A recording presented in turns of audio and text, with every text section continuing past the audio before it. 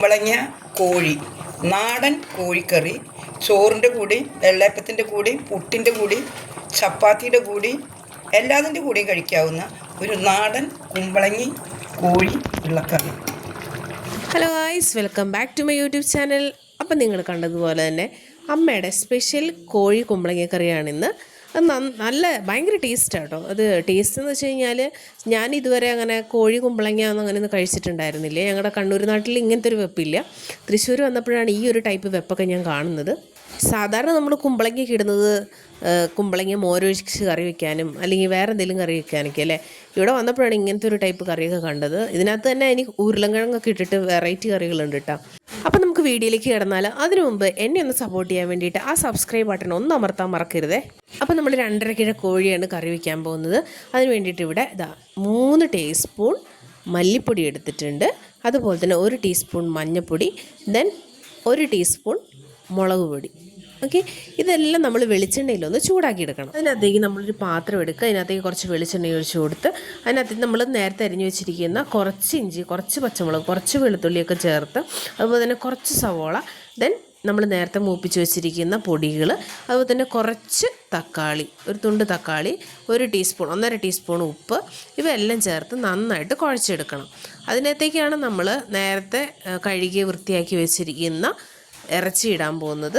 അപ്പോൾ ഇതെന്തിനെങ്ങനെ ചെയ്യുന്നതെന്ന് വെച്ച് കഴിഞ്ഞാൽ, ഇങ്ങനെ നമ്മൾ മസാലക്കൂട്ടൊക്കെ ചേർത്ത് മിക്സ് ചെയ്ത് പിടിക്കുമ്പോൾ ഈ മസാലക്കൂട്ടിൻ്റെയൊക്കെ ടേസ്റ്റ് ഇറച്ചിയിലേക്ക് ഇറങ്ങുകയും ചെയ്യും. ഇറച്ചിക്ക് വേറൊരു ടേസ്റ്റായിരിക്കും കിട്ടുക, നല്ല സൂപ്പർ ടേസ്റ്റ് കിട്ടുകയും ചെയ്യും. അതിന് വേണ്ടിയിട്ടാണ് ഇങ്ങനെ ചെയ്യുന്നത്. ഇനി നമുക്കിത് 1/2 മണിക്കൂർ മുതൽ 1 മണിക്കൂർ വരെ നമുക്ക് പുറത്ത് മാറ്റി വയ്ക്കാം. ആ സമയം കൊണ്ട് നമുക്ക് നമ്മുടെ ബാക്കിയുള്ള സാധനങ്ങൾ, കുമ്പളങ്ങ വേവിച്ചെടുക്കാനുണ്ട്, അതുപോലെ തന്നെ തക്കാളി, അങ്ങനെയുള്ള സാധനങ്ങളൊക്കെ നമുക്ക് ചെയ്തെടുക്കാം, അരിഞ്ഞെടുക്കാനുണ്ട്. ആ സമയം കൊണ്ട് നമുക്കിതൊക്കെ സെറ്റ് ചെയ്തെടുക്കാം. അപ്പോൾ നമ്മളിതാ 1.5 കിലോ കുമ്പളങ്ങ നമ്മളിവിടെ വേവിച്ച് വെച്ചിട്ടുണ്ട്. നരയും കുമ്പളങ്ങ നമുക്ക് ഉപയോഗിച്ച് കഴിഞ്ഞാൽ ഭയങ്കര ടേസ്റ്റ് ആയിരിക്കും കേട്ടോ. അപ്പോൾ ഇത് ഞങ്ങൾക്ക് അങ്ങനെ നരയും കുമ്പളങ്ങ കിട്ടിയില്ല, അതിന് പകരം വേറെ കുമ്പളങ്ങയാണ് കിട്ടിയത്.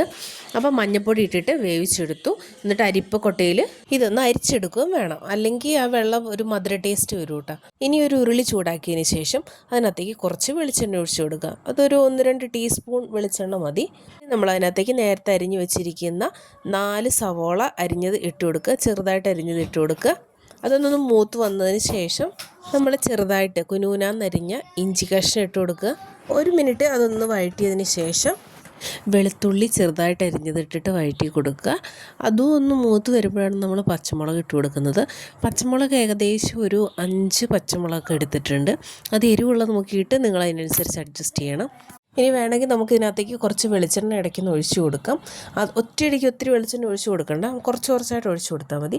ഇനി അതിനകത്തേക്ക് ഒരു 4 തക്കാളി നമ്മൾ ചെറുതായിട്ട് അരിഞ്ഞത്, നീളത്തിലോ അല്ലെങ്കിൽ ചെറുതായ കഷ്ണമായിട്ട് അരിഞ്ഞതോ ഇട്ട് കൊടുത്ത് നന്നായിട്ടൊന്ന് മൂപ്പിച്ചെടുക്കണം. ഇനി നമുക്കൊരു നല്ലൊരു ഫ്ലേവറിന് വേണ്ടിയിട്ട് അതിനകത്തേക്ക് 2 കറിവേപ്പിലയിൽ ഇട്ട് കൊടുക്കാം.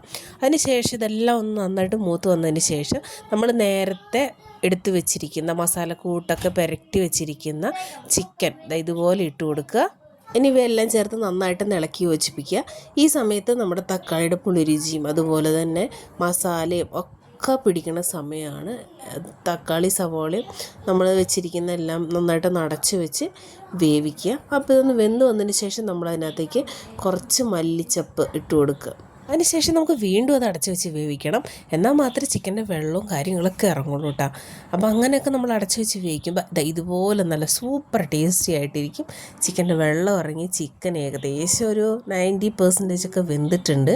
ചിക്കൻ വേവുന്ന സമയം കൊണ്ട് നമ്മൾ ഇതുപോലെ അരമുറി തേങ്ങ ഇവിടെ നന്നായിട്ട് വറുത്ത് വെച്ചിട്ടുണ്ട്. ഇനി ഇത് അരച്ച് മാറ്റി വയ്ക്കും. അങ്ങനെ വെന്ത ചിക്കനിലേക്ക് ഇനി നമ്മൾ 2ാം പാൽ ഒഴിച്ചു കൊടുക്കും.